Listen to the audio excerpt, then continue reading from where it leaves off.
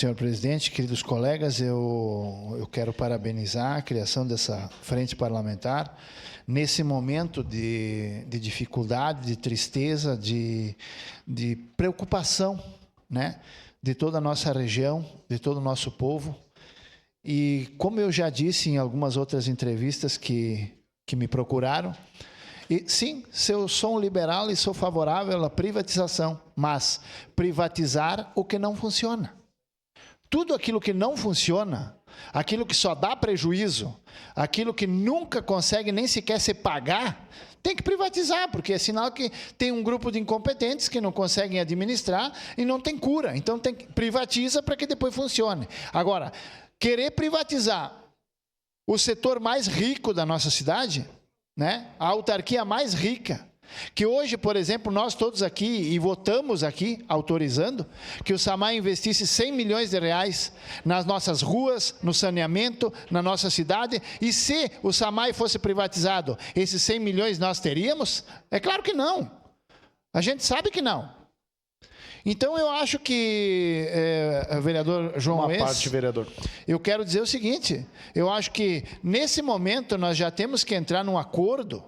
Aqui dentro dessa casa, todos os vereadores, aqui eu não faço distinção de ninguém, né? Todos nós temos que nos organizar os nossos grupos, as pessoas que nos seguem, as pessoas que nos acompanham, as pessoas que gostam do nosso trabalho, né? Que convivem próximos da gente, as comunidades, as associações, para que a gente junte um número astronômico de pessoas aqui de Caxias do Sul, inclusive os vereadores, e que a gente desça lá na Assembleia no dia da votação.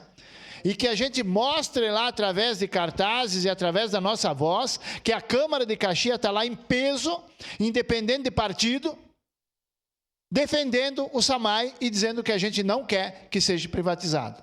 Me permite uma parte, vereadora? Sim, já lhe passo.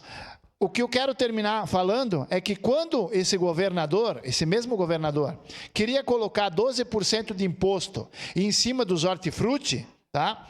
Esse vereador que vos fala, juntou 2 ônibus de agricultores, descemos na Assembleia no dia da votação e revertemos o voto. E hoje esse imposto não existe. E ganhamos por 1 voto, vereador Ramon. Por 1. Graças ao quê? A união dos agricultores de estar lá naquele dia cobrando dos deputados. Os deputados se envergonharam e por 1 voto nós ganhamos. E hoje não tem os 12% de imposto em cima. E se não teria. Teria quebrado de uma vez por todas os agricultores. Sua parte, vereador Iago.